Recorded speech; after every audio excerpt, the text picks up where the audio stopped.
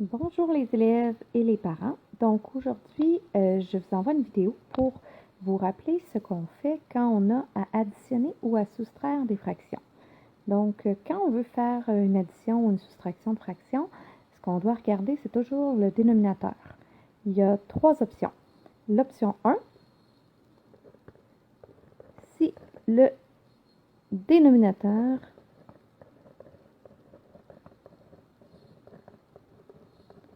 est commun. Alors, si le dénominateur est commun aux deux fractions, dans ce cas-là, comme par exemple dans 3 quarts plus 2 quarts, dans ce cas-là, tout ce que j'ai à faire, c'est me rappeler que j'ai 3 quarts, donc 3 morceaux de 1 quart, auxquels j'ajoute 2 morceaux de 1 quart, ce qui me fait en fait 5 quarts, donc 5 parties de 1 quart. Ça, dans ce cas-là, comme le dénominateur est commun, tout ce que j'ai à faire, c'est additionner ou soustraire le numérateur. Si le dénominateur n'est pas commun, alors dans le deuxième cas, ce que je fais, c'est vérifier si le dénominateur, si un des deux dénominateurs, en fait, est le multiple de l'autre.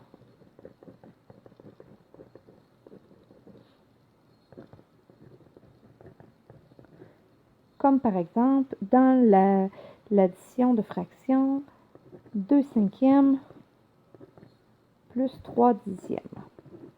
Alors ici, le truc, c'est toujours idéalement d'aller commencer avec le dénominateur le plus petit. Donc, est-ce que mes cinquièmes, il y a moyen de les rendre en dixièmes en faisant toujours une fraction équivalente? Donc, est-ce que mon 2 cinquièmes peut devenir une fraction en dixièmes? Dans le cas ici, oui, ça fonctionne. Donc, ce que je fais, je vais aller mettre mon 2 cinquièmes en fraction équivalente en l'amenant en dixièmes. Je vérifie mon dénominateur, 5. Par quoi je dois le multiplier pour arriver à des dixièmes? Donc, 2 fois. Donc, si je multiplie le nombre de parts, ça veut dire que je dois aussi multiplier le nombre de parties que je vais prendre là-dessus. Donc, je fais aussi 2 fois 2, qui me donne 4 dixièmes. Donc, 4 dixièmes est une fraction équivalente à 2 cinquièmes. J'ajoute ensuite mon 3 dixièmes et je me retrouve avec 7 dixièmes. Alors là, je peux les additionner parce qu'elles ont le même dénominateur. Dans le troisième cas, c'est là où ça peut se compliquer un peu. C'est si aucun des dénominateurs est le multiple de l'autre.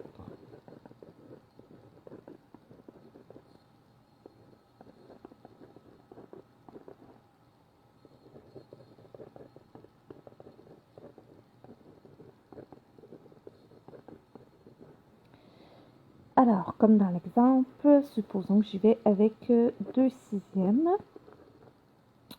plus 1 neuvième.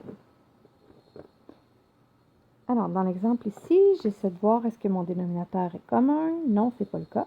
Est-ce que mes sixièmes, je peux les amener en neuvième en faisant une fraction équivalente? Ce n'est pas le cas ici non plus. Alors, à ce moment-là, je dois trouver la stratégie. En fait, je vais devoir aller faire avec mes sixièmes et mes neuvièmes. Je vais devoir modifier les deux pour avoir deux fractions équivalentes qui vont se retrouver sur le même dénominateur.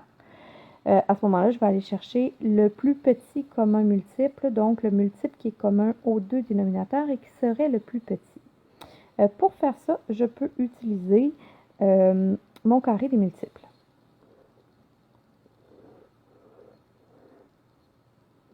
Donc, on a vu en classe comment faire les multiples de 6. Donc, désolé pour la coupure. Alors ici, ce que je suis allée faire, je suis allée faire le carré des multiples de 6. Donc, pour ceux qui ne savent pas comment faire, là, ça consiste à aller trouver les bons de 6 ou les multiples de 6. Alors, ça nous donne la réponse ici à 6 fois 1, fois 2, fois 3, fois 4, fois 5, et ainsi de suite. Et là, je m'apprête à faire le carré des multiples de 9. Donc, 9, 18, 27, 36. Je poursuis avec 45, 54, 63, 72 et 81. Et là, je vais aller voir dans ma grille si j'ai des multiples qui sont communs aux deux. Alors ici, oui, j'ai 18. Ce qui veut donc dire que je peux aller mettre mes deux fractions sur le même dénominateur, soit 18. Alors ici, je regarde 6 fois quoi me donne 18. Et là, si j'ai un doute, je peux retourner ici faire 1, 2, 3. Donc, fois 3. 2 fois 3 me donne 6. Donc, ma fraction 2 sixièmes devient 6 18e en fraction équivalente. Ici, mes neuvièmes, si je veux les avoir en 18e aussi, alors je retourne dans mon carré des multiples, voir 9 fois quoi qui donne 18, donc 1, 2, 9 fois 2 me donne 18, donc 1 fois 2 me donne 2. 1 neuvième est égal à 2 18e. Alors, je fais 6 plus 2, ce qui me donne 8 18e.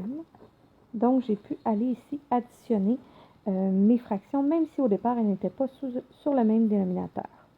Alors, ce qu'il faut se souvenir, c'est d'y aller vraiment par étapes. Donc, de ne pas aller faire nécessairement modifier mes deux fractions si finalement le dénominateur est commun aux deux fractions. Alors, je dois vraiment me poser la question, est-ce que le dénominateur est commun?